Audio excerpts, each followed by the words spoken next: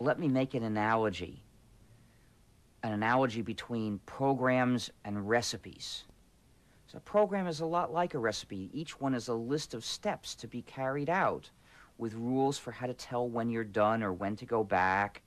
At the end, there's a certain result. If you cook, you probably exchange recipes with your friends. And you probably change recipes too. And if you've made changes and you like the results and your friends like eating it, then you might give them the changed version of the recipe. So imagine a world where you can't change a recipe because somebody has gone out of his way to set it up so that it's impossible to change it. And imagine that if you share the recipe with your friends, they will call you a pirate and try to put you in prison for years.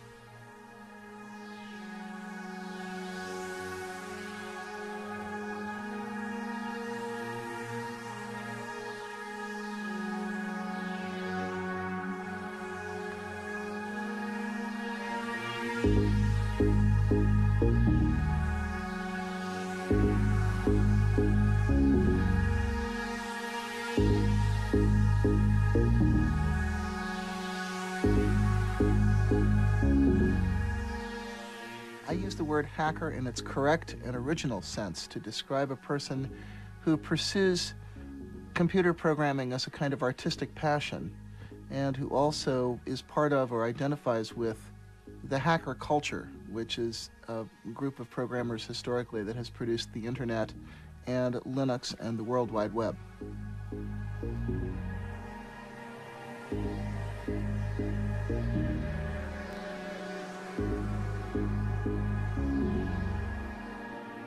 I guess you have to be a hacker in order to understand the specific mindset.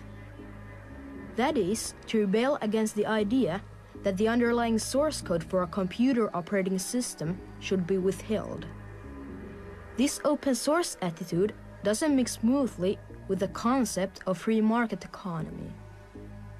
It is also a threat to the traditional concepts of copyright and intellectual property. Companies like Microsoft that base their business on closed source code have tactically molded free software into an image of a monster of almost McCarthyian proportions. All this made up one of the strangest success stories of the 1990s, epitomized by the community's gifted leader and invaluable icon, who planted the seed for a movement whose ramifications continue to spread. Linus Torvalds har skapat ett datasystem som har slagit hela branschen med häpnad. Linux, an operating system that now runs 8 million of the world's computers. Wired-lehti julistaa tämän nuoren miehen Väinämöisen veroiseksi shamaaniksi, jonka kehittämä Linux-käyttöjärjestelmä on internetin upein mestarituote. Torvalds' decision to distribute Linux for free and reveal its underlying source code has made him a quasi-cult figure. Linus Torvalds datageniet som drömmer om att fälla Microsoft-jätten Bill Gates. Hur går det? Det finns de som säger att Linus Torvalds har åstadkommit ett mirakel.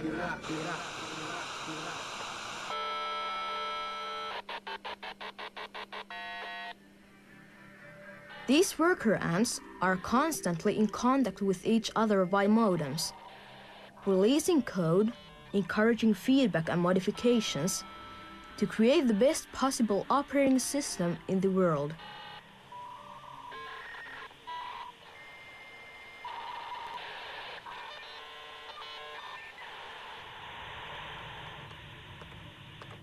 I didn't want anybody else to have to go through the same thing I had. We were trying to find something like Linux, so I decided, maybe some other computer science student out there needs his own operating system.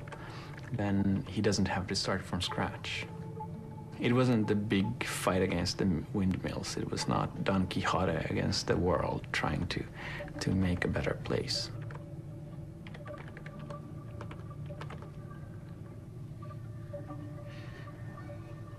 Kom, vill du ha mat? Vill du ha mat? I much prefer working with people over email than face-to-face. Face-to-face, you tend to get into all these meeting arguments and all the details that really shouldn't matter. Over email, you have to kind of think a bit before you send off a reply.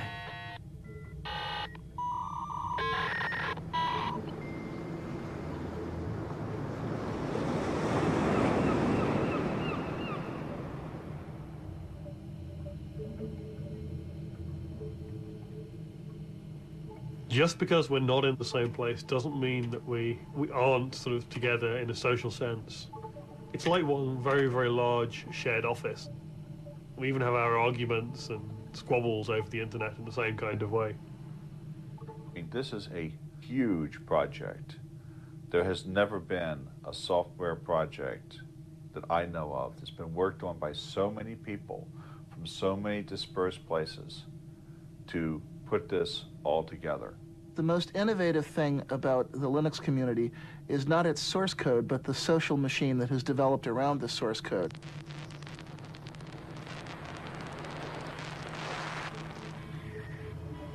What Linux is, I suppose I would say every computer is different.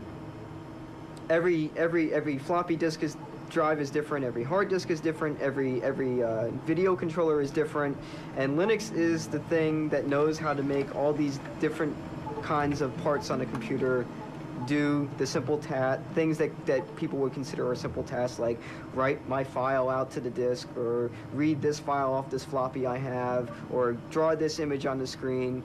Linux knows how to talk to these different pieces of hardware and make them do the common operations that we need computers to do every day. What do we mean when we say Linux? Some mean the whole computer operating system on which everything that happens in a computer lays. Some say Linux, pinpointing at the single most important program, the kernel.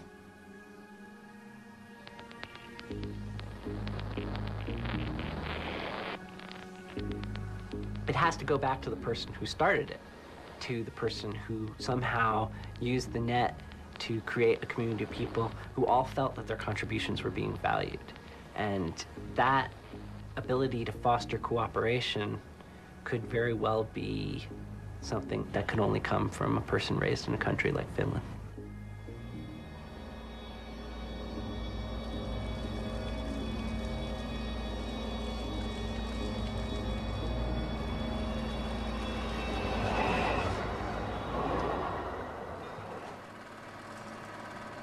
(1969). It seems to have been such a good year. The landing of the moon, Woodstock, the birth of ARPANET that led to Internet. The first steps of Unix, the operating system for big computers. And on the 28th of December, Linus Torvalds is born.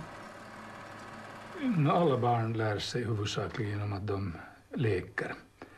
Och av den orsaken tror jag att det var till och med oerhört viktigt för Linus att han kom in i datavärlden när datamaskiner ännu var så enkla att det också för en 10-12-årig pojke var lätt att begripa vad som fanns inne i den här maskinen. I dagens värld så finns det redan så många lager av information och bilder och invecklade grejer emellan det som kommer ut i datamaskinens skärm och det som finns bakom inne i maskinen. Att det tror jag är oerhört svårt för dagens pojkar och flickor att leka sig fram till den insikt som Linus lekte sig fram till.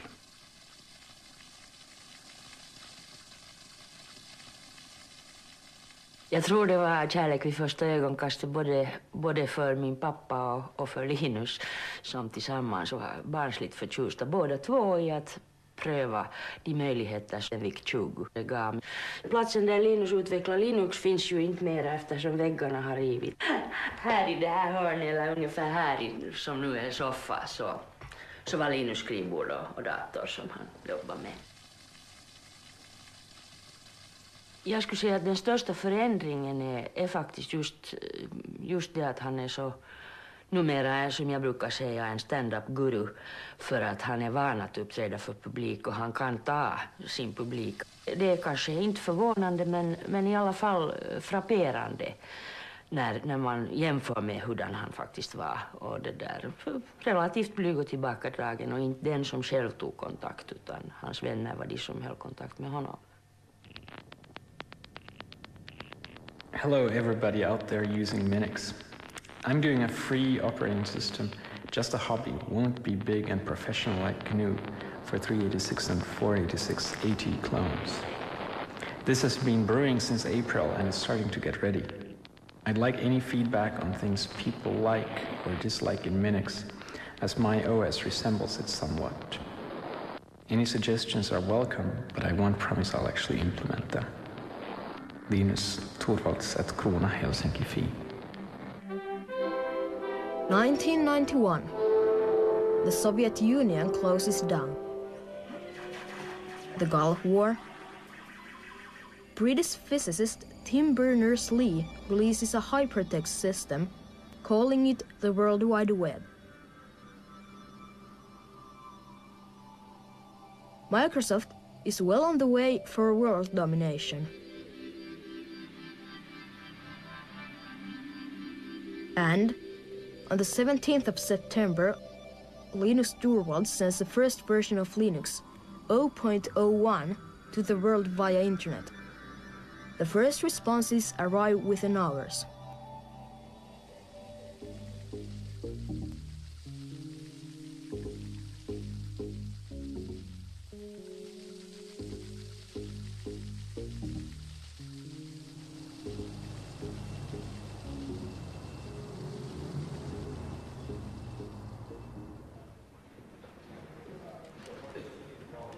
Siitähän alkoi ensin kuulua tuolla kahvilassa kertomuksia, että tällainen ohjelmisto on ja että se on alkanut levitä. Ja tästä Linuxesta kuultiin myös sitten, että mikähän on miehiä. Kyllä hän oli herättänyt huomiota laitoksella kyvyillään siihen mennessä.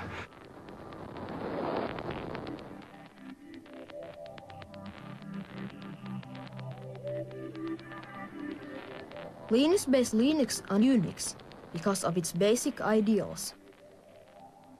The original Unix operating system had been created by Ken Thompson and Dennis Ritchie at AT&T's Bell Labs in 1969. Unix was in the beginning a relatively free operating system and very popular in university circles. The philosophy is based on two notions. Firstly, everything is a file. Secondly, when you build something, you write things that are for a single purpose, but that do that purpose well.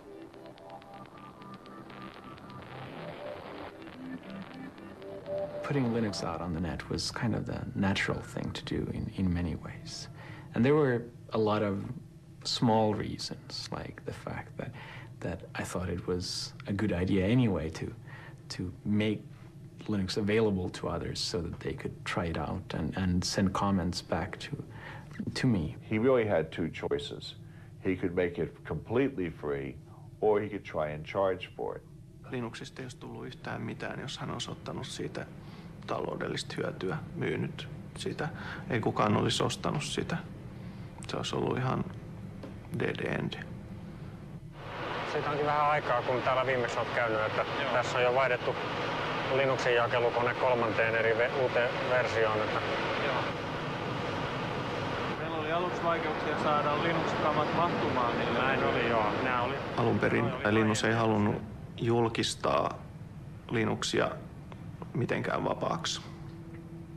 Se mietti sitä hyvin pitkään, että minkälaisen copyrightin alle Linux laitetaan. Ja sitten mä sain pikkuhiljaa ylipuhuttua Linuxin julkistamaan Linuxin GNU-copyrightin alla. Especially as the compiler I used was released under the GPL, I eventually ended up using the GPL myself. The GNU General Public License, GPL, funded by the Free Software Foundation in the mid-1980s, says that if you change and modify the code, you have to make your changes and improvements freely available to anyone. The GPL hinders any one person to have a monopoly over an important piece of technology. I think that the timing was definitely, even just a year earlier, I don't think it could have been done. and a year later somebody else would have done something similar. The internet was basically, hadn't gotten started in kind of the general population, but it was getting very strong in university networks.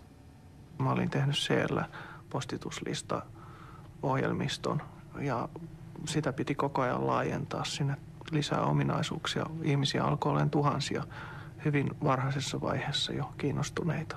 Se oli varsinainen yllätys, koska se niin kuin tuplaantui aika pienin aikavälein. Se on ihan käsittämätöntä, että 1000 ihmisestä tulee seuraavana päivänä 2000 ihmistä ja sitten tulee 4000 sitä seuraavana. Joo, ilman internettiä se Linuxin kehittäminen on ollut kirjesakkia.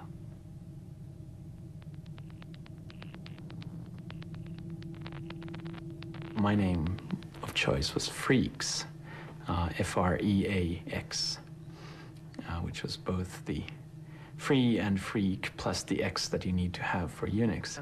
En tykännyt ajatuksesta nimittää sitä Freaksiksi.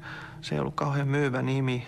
Ari Lemke, who actually put it up for FTP, thought that it really was a bad idea and really hated the name, and he made the FTP site available for it, and he just called it Linux because he knew that was the working name, and the name stuck, and Linux is the much better name.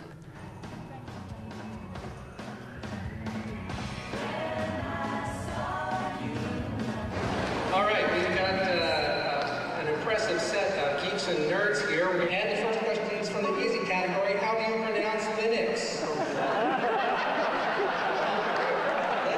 Well, I pronounce Linux as Linux. However, the total answer to that is, if you are Linus Torvalds, you probably pronounce it as Linux. On the other hand, if you come from the West Coast of the United States, you pronounce it as Linux. And as he said, he doesn't care how you pronounce it as long as you just use it.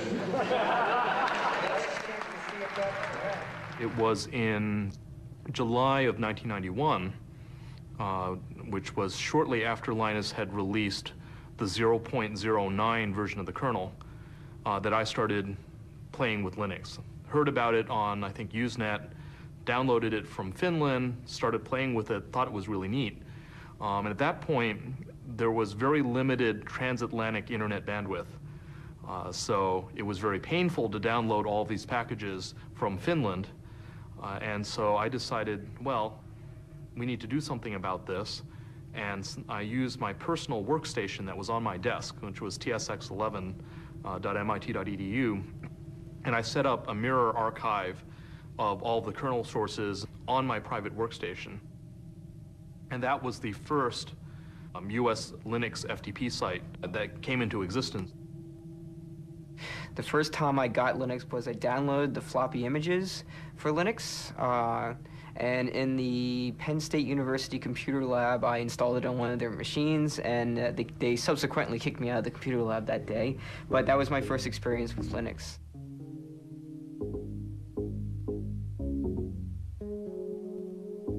Fairly early in '92, suddenly I didn't know everybody anymore. That it was no longer me and a couple of friends. It was me and a couple of hundred people who I had no idea where they were, what they did with the system, and who they are. And that was a big step.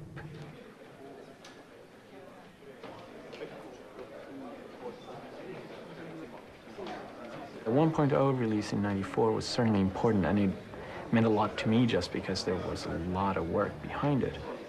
It was certainly a landmark to commercial use of Linux. It was really hard to use Linux commercially before 1.0. Toivotan teidät tervetulleeksi tähän Linux-käyttöjärjestelmän julkistamistilaisuuteen. Miksi tämmöistä Unixia ollenkaan tehdään, varsinkin tämmöisessä yliopistoympäristössä, on se, että niitä kyllä on olemassa PC-koneillekin, mutta niiden hintataso on erittäin korkea. Eli kun esimerkiksi DOS nostaa kotikoneeseen $200 markalla, niin tuommoinen Unix-kotikoneeseen maksaa helposti $20 000 markkaa, mikä on opiskelijalle hiukan liian paljon. Menkää vaikka jonnekin tietokonekauppaan, niin kysykää, että onko teillä SCU Unix, niin ne katsoo teitä kysyä ja sanoo, että ei, emme missä. Itse asiassa paljon helpompi kirjoittaa se itse.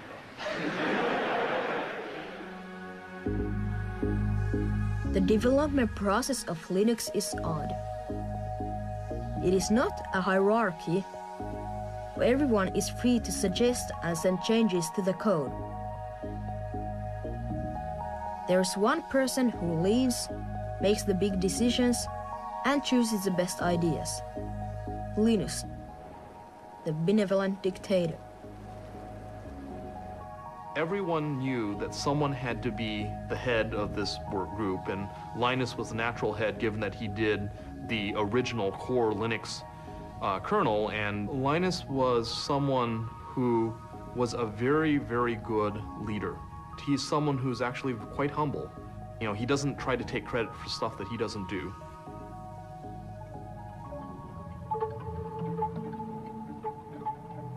You want to have hundreds, thousands of people working on the kernel at the same time, but you don't want to have all these people stepping on each other's toes all the time, because that way you will just get, most of the time will be spent on just resolving conflicts between people. You just have flame wars all the time. I used to think that it was this hierarchy where I was at the top and they were my lieutenants, and I don't think it's that way anymore. It's more like a web of trust where I have people I trust and they have people they trust. Well, there are lots of things that motivate developers. There's artistic pride, the satisfaction that you get from doing good craftsman-like work. There's the idealist's feeling of being something larger and part of something larger and more important than you are. There's a desire to help the world and see good solutions happen. In the absence of monetary rewards, most people, most of the time, are playing for a kind of reputation reward among their peers.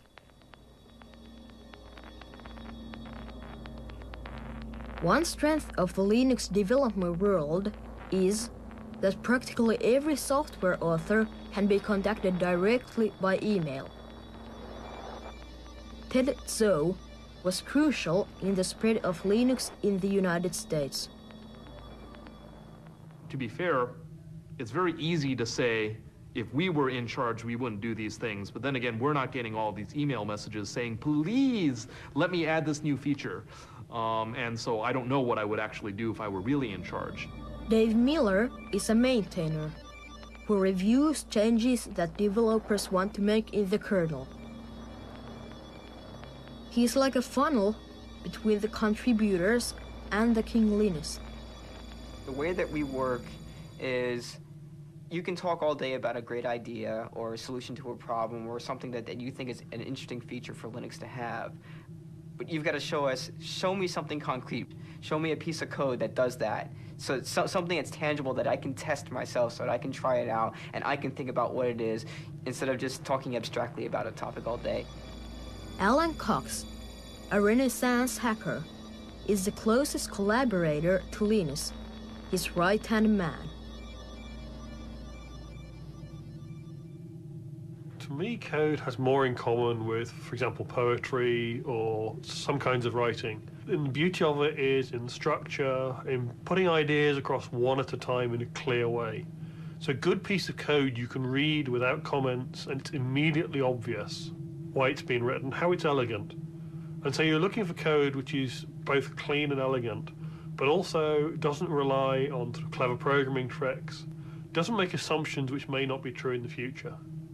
Because the last thing we want to do is to have much code in the Linux kernel which requires large amounts of effort to keep it working. We want code which will just continue to work and work forever.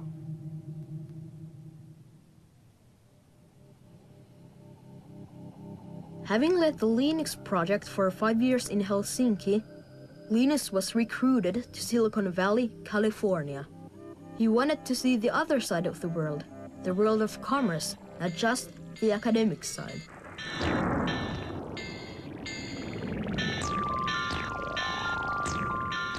You're quite an unorthodox figure in the Silicon Valley world. What do they make of you there? You've not taken the crazy commercial path, if you like. Feel like a king of America. Southbound Vertigo Parkway. The weather's quite like the Antarctica. You're never alone in Silicon Valley, USA. Seems I was the chosen prodigy, writing for the songs by Shakespeare. Some sort of balcony we couldn't even get near. And they didn't even Harry the earth. The geeks, we found the web. We'll probably sell the shares as soon as you can. Get out and go on to the next thing. Retire young. Should have been the king of America. The weather's quite like the Antarctica. Southbound Vertigo Parkway. Linus started to work for a company called Transmeta. Not a Linux company, but a mysterious business that didn't want to tell for many years what it was up to. And paradoxically, a closed source code company. The deal was that Linus could still concentrate on developing Linux. I have been forced into trying to be a kind of poster boy for Linux. And actually the whole open source community at large, even though I wasn't even the person who started open source. There's no single person that represents the whole story, and there's no single starting point. I mean, it's like the bamboo. You don't know where it starts, where it ends. I don't think that this movement is actually new at all. It's been around for a long time. You know, even in the 70s, you know, the whole attitude that we had around Unix, even though technically it wasn't open source, it wasn't free, because you did need to go and get this license from AT&T, but you know, since that was not an issue generally, you could share things freely. When you run a program, typically you run the executable form, which is a series of numbers. Now, nobody can make any sense of those numbers. Only a computer can understand them. That's what they're for. Those numbers are the form of a program that the computer itself can understand. But for humans to figure out what they mean is very hard. When we write software, we write it as source code. Source code looks sort of like algebra. That's the form that you can understand if you're a programmer. To help you figure out, there are usually lots and lots of comments, which are explanations that are put into the source code to help other people figure out why the program is written the way it is. If you get just the executables, which is what Microsoft will probably give you, even if you had the freedom to make changes, you could never figure out what changes to make. It's too hard. For the freedom to change the software to be practical and usable, you've got to have the source code. If you really look at the project, if you really look at the, as I said, Linus developed the kernel, but the whole system is really not. I think that the most interesting part here is really Richard Stallman began the movement. Have you heard of Richard Stallman? He wanted everyone to have the rights to use the software, to copy the software without breaking any laws, to make changes, distribute them, enhance it, right? He wanted to give people rights. When he decided to overthrow corrupt American capitalism in the computer industry, he quit his job and he continued coding. Join us now and share the software. You'll be free, hackers, you'll be free. Join us now and share the software. You'll be free, hackers, you'll be free. I tend to think of things in terms of justice, freedom, and ethics. I announced the idea in November '83, but it was in January '84 that I quit my job at MIT to start developing a free operating system to which I gave the name GNU. This is GNU, this is GPL, the GNU General Public Licensing. And of course, the kernel is under GPL. Free software, I should explain, refers to freedom, not price. It's unfortunate that the word free in English is ambiguous. It has a number of different meanings. One of them means zero price, but another meaning is that you have freedom. So think of free speech, not free beer.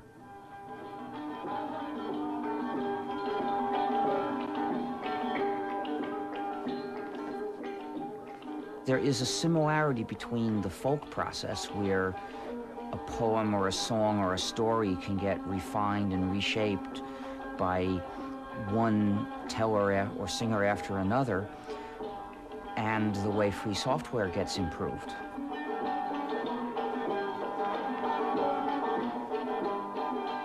You'll often find cases where a free program is being developed now by a group of people who include none of the original developers.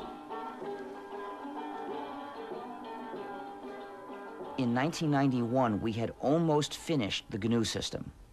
Our goal was to make an operating system like Unix, but entirely free software.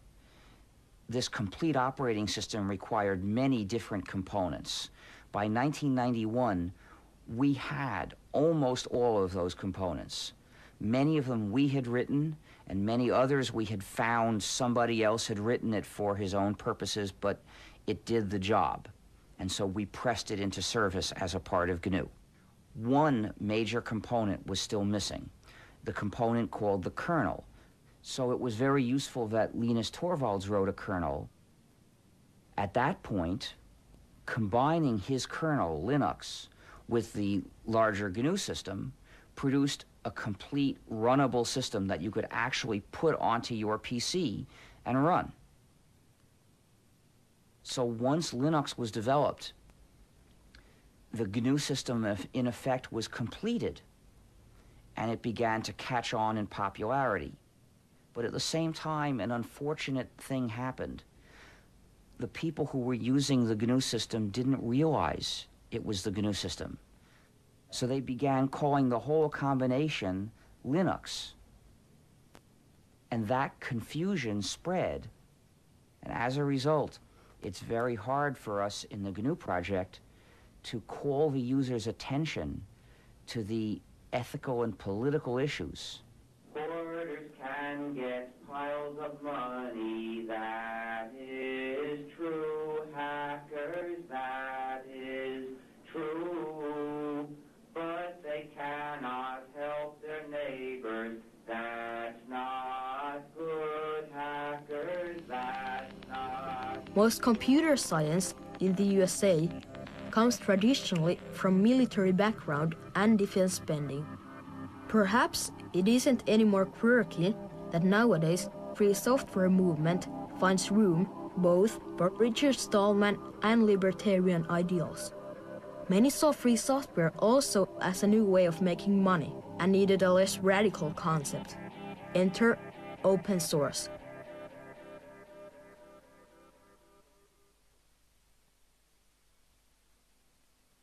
We looked at the history of advocacy in what at the time was still mostly called the free software movement, and we concluded that it hadn't worked. That in fact the rhetoric and the tactics used by Richard Stallman and the Free Software Foundation had probably left us worse off than we were when we started. The term open source doesn't really imply a lot of political issues like it used to.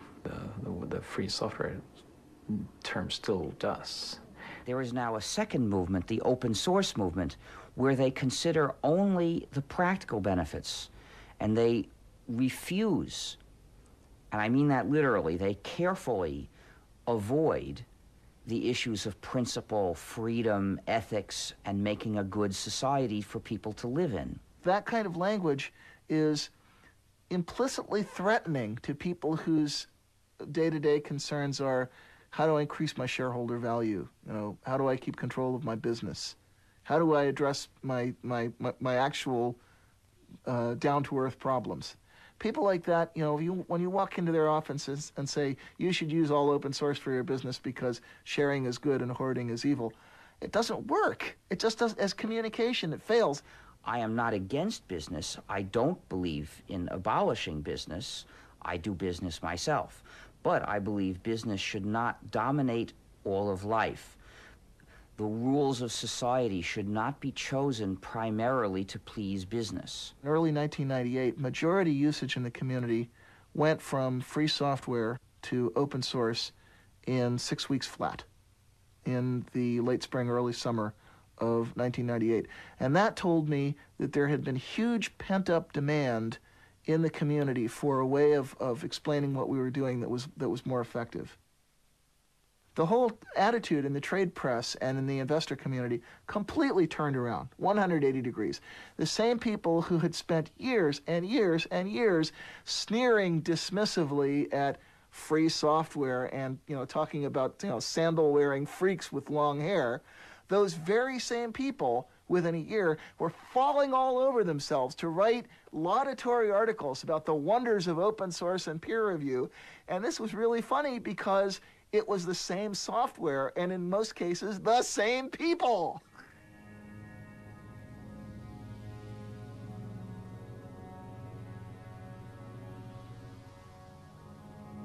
Linux happened without the help of people with deep pockets, or even despite the help. How can we keep from destroying the magic by pouring all of this money into Linux? When Linux started to become commercialized, people said, oh, well, we'd like to keep it as our own little project and things like that, and nobody should be making any money off of it. Well, in the real world, people make money off of things. In the United States, it's a capitalistic society. In Europe, it's a capitalistic society. And in order for companies to start using Linux, they want to have somebody sitting there who can give them support, who can sell them the hardware, who can do all this type of thing. And these people who sell this hardware and sell the support are going to make money. Not every one of us is a hacker. Actually, very few of us will take the effort to download our own Linux from the net. Even fewer will tackle with the code itself in order to improve it. Though Linux was hard to use, customers valued strongly its reliability and open source code. There was an opportunity for companies with new visions.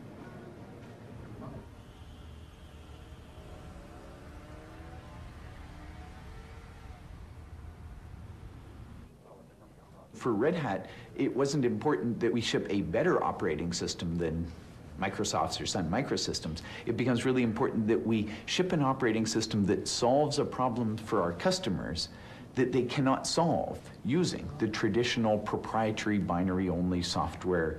We're recognizing what we were doing was we were building technology and then giving it away. So we said, well, how do you make money doing this? And of course, we would go to California, to Silicon Valley, and everyone would say, well, you cannot make money in the software business giving your technology away. And we would come back and we'd talk to our customers and we'd realize the only thing that kept our customers loyal to what we were doing was that we did give away our technology. For the very first time, they had control over the technology they're using. The real value in most software products is the active maintenance down the line, the continuing support relationship between the vendor and you. And that's what gives software fundamentally the characteristics of a service industry rather than a manufacturing industry. Linux is flourishing in the Internet Server Appliance area.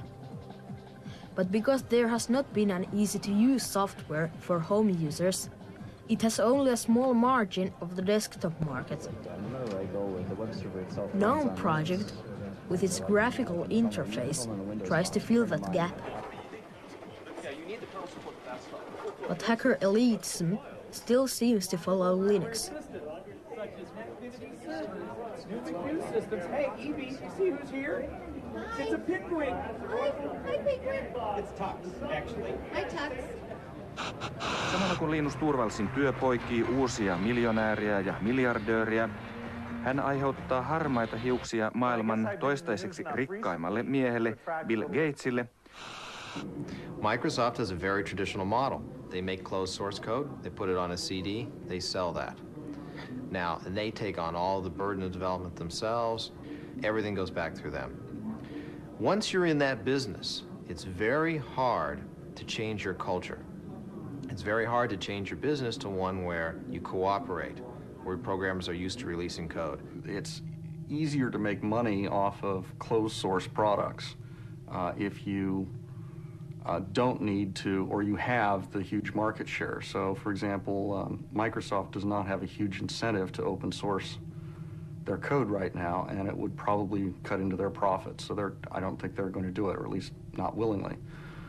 There's algorithms that you may, in fact, want to keep proprietary. For example, I know of certain compression algorithms that companies have put a lot of work into for things like streaming media. And they don't want people to know how they do that, because it's exactly how they do that that is the value of their product.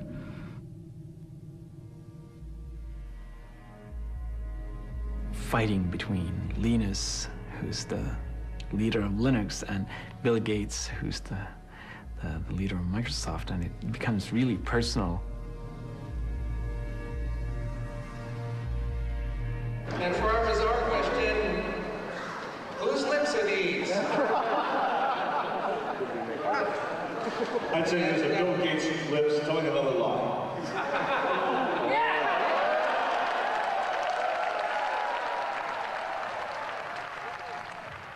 The acceptance of Linux has been helped enormously by the fact people have known that Linux exists through the news. And the David versus Goliath story helped there, but I don't think it was particularly true.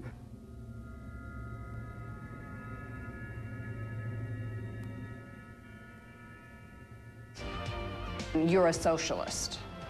That's one of the labels people put on. Is that true? Det är ju ingen hemlighet, jag tillhörde radikalerna i slutet av 60-talet med gamla studenthus och studenternas FN-förening som organiserade nästan alla demonstrationer på den tiden. My personal belief system is more one of personal honor. And I don't care what anybody else does. I want to do what I feel is right. Att Linus håller sig oerhört på ett mycket bestämt avstånd från det där, från politik. Och det hänger säkert ihop med att han så att säga skadades lite under sin tidigaste barndom av en mycket aktiv och politisk far. It is also about having a social conscience. And if you call that socialism, then yeah, I guess I'm socialist. Att han är radikal inom ett ganska bestämt område där han själv skapar ramarna för sitt område. Eller han går, som jag upplever det, oerhört ogärna ut i det där i lösa, lite flummiga samhällspolitiska resonemang. Och där finns den här skiljelinjen mellan den här pragmatikern som vill syssla med någonting som är kännbart och inte låta liksom ångan åka ut genom det där öronen och flumma iväg om någonting som vi gärna gjorde på 60-talet. This is a community you can take, but you must give back. I am very pleased to announce to you today that the winner of this year's IDG Linus Torvalds Award is Debbie. It's good that the Linux community has been fairly positive towards new things, including the commercial efforts. I'm from Brazil, and I would like to know what can we do to bring you to Brazil in May next year. Can you come to the VA party Wednesday night? I will almost certainly be there, yes. Okay. But I need to go to the ring. See you later. I'm hearing that you're going shooting during the Well, you come with us, man. No. Tell him Anita said hi, and I'm still working on my speed. Tell him that he'll know what I'm talking about. I'm sure a lot of the community is worried that, you know, these big enterprises, these big commercial vendors are not going to be able to give back to the community. The thing is that people expect other people to be nice and take care of things, and I don't think that is true, and I don't think that it should be true, and I think the power of Linux is that even if nobody else helps you an inch of the way, you still have your own copy of Linux, and you still have your own power to do whatever you want. And that partly just because I want to avoid the politics of Linux. I want to be somebody that everybody agrees is a nice guy, and he doesn't bash it next to us. Just one last question. Sure. I'm from India. Do you get a lot of developers from India contributing to the kernel? Not that many. What is the message that you would like to give them so that you get more and more of them? I think one of the problems is just infrastructure. They don't even necessarily have internet access, or they have very slow internet access. And I think that people are also maybe not used to do this collaboration on the internet, and they're kind of nervous, right? Any message you want to give them, motivate them to get more of those developers? I don't know what the issues are in India. There are going to be issues that are like local issues that Indians want to be able to do things that the American continent doesn't care about at all. And I think that's really motivational when somebody says, hey, I can solve this and I can make my own version of Linux and it will be better for me, right, as an Indian or as a just whatever person. And that's how you should be motivated. And whatever I say, you should not care. If you want to find out firsthand, Linus, what Indian problems are you running? I don't want one more. Just one more. Sorry. Thank you very much for your time. Thanks. If you come down to India next time. I will try to, but I will take a holiday. And if you want to take a picture for Dutch magazines. Okay. Are you planning on coming to the Netherlands? The real value of Linux may be somewhere else than knocking Microsoft out. Linux was designed to run on a cheap hardware and to solve common problems. If you are poor, it is a real alternative, free of charge. Linux projects started in Europe and the United States. But by now, free software allows it to find ever more new programmers from new sources, from regions where computing is still in its infancy.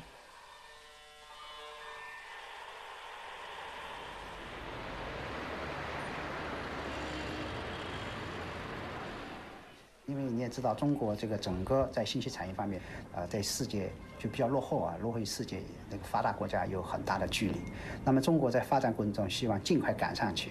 那么赶上去的话，我们要有借助国外的很多经验。那么其中，比如说对于操作系统，我们是非常重视的。那么虽然原来我们基于像 Unix 我们也做了一些工作开发，但是由于在市场观念不对，我们这方面发展不是很好。那么 Linux 是一个很好的机会，给我们提供了可以学习世界上先进技术的这么一个基础。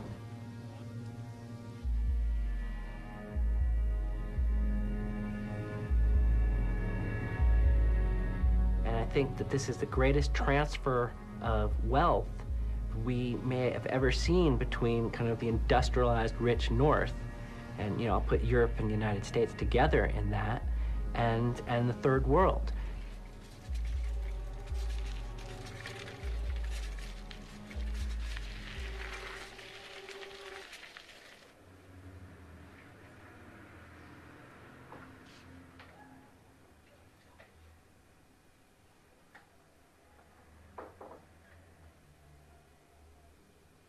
就是open source， 就是开发源代码。我觉得这一点呢，对很多的人来讲是非常重要的。因为我毕竟是很喜欢哲学，所以我很多时候喜欢从哲学的这种角度来看，就是说，我觉得它是比较符合科学精神，就是说把这些知识共享，就不会有任何的隐瞒。就我觉得印象比较深是这些。我在那个公众上面加个 Linux 服务器吧，其实都要。好啊，我加完了再跟你们说吧。OK。其他领域，所以我从来不把它看作只是在这个电脑界里面才会有作用的。You have basically one of the most privileged classes in capitalism, programmers. They can make so much money from working as programmers that they have the time to devote to their own hobbies. Programmers like Alan Cox, they could name their price. Here are these people who are at the top of the heap, and You know, through the structure of transfer of intellectual property that they've come up with, they are transferring that wealth. You know, it is socialism in action, even if the libertarians, you know, are horrified whenever that is mentioned.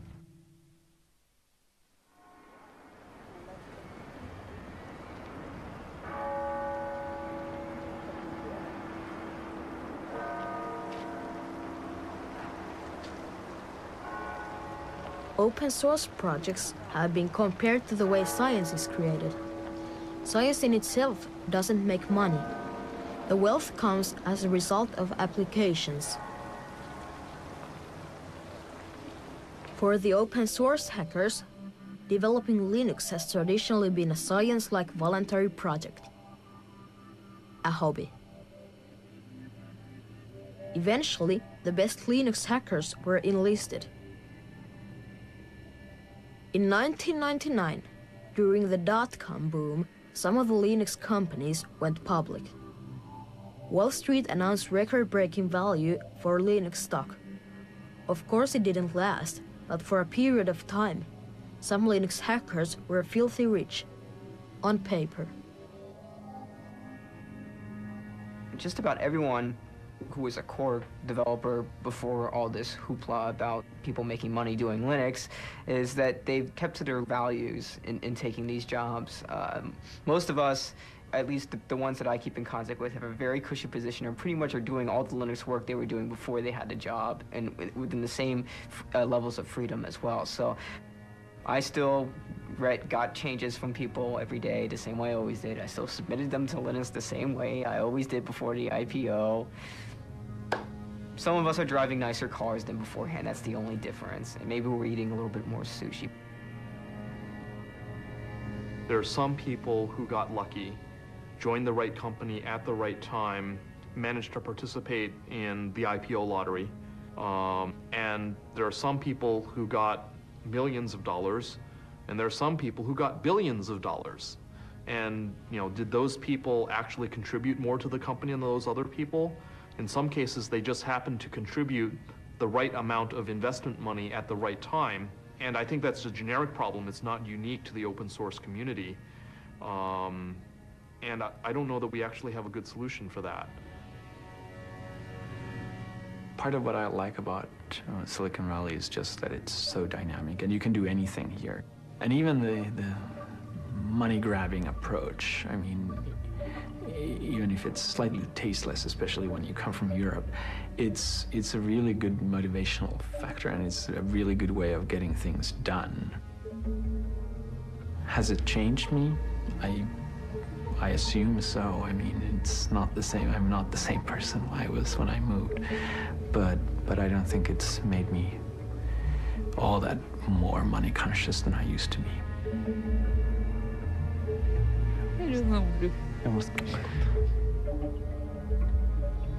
2001, imagined by Stanley Kubrick.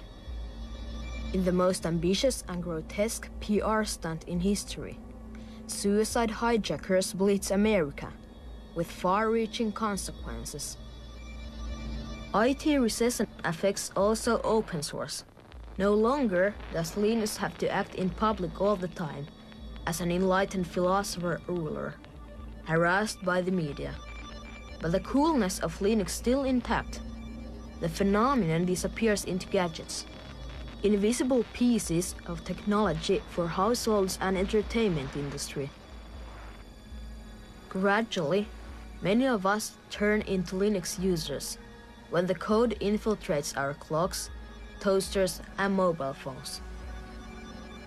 As for bigger ideals, it could be one of the greatest missed opportunities of our times. If free software liberated nothing but code.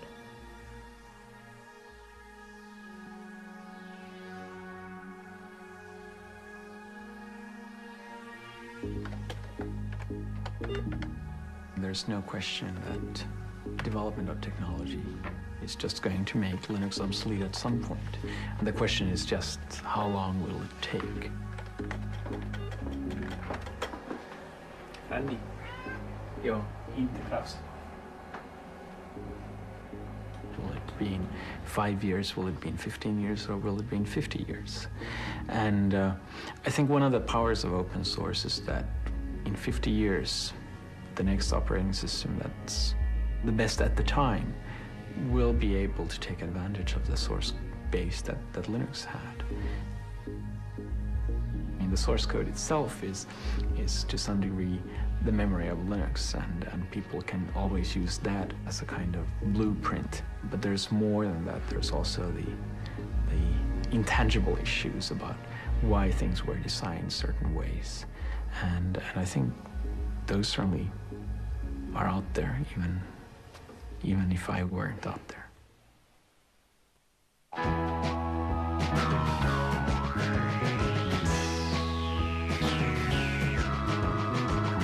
Let's get a breath, start thinking, the type used for printing, and the book that you print will get people thinking.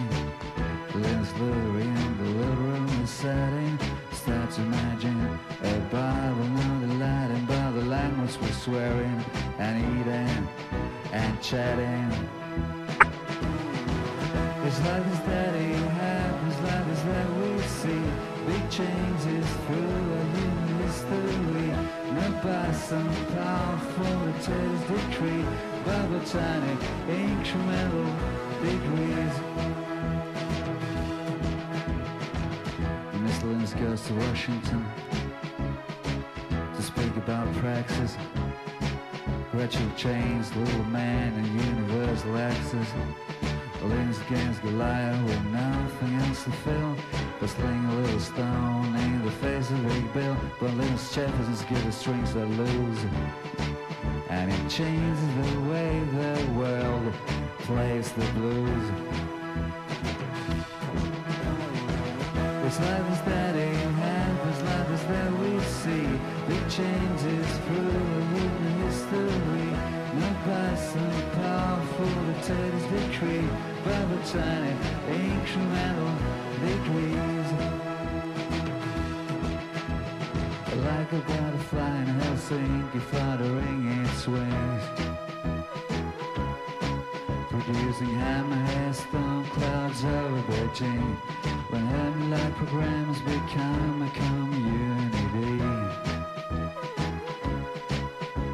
and information achieves its manifest destiny, but to be free. It's like this that it happens, like this that we see big changes through human history, not by some powerful dictator's decree, but the tiny incremental degrees. It's like this that it happens, like this that we see big changes through human history, not by some powerful dictator's decree, but the tiny incremental degrees. It's like this that it happens, but that's what we see. Big changes through our human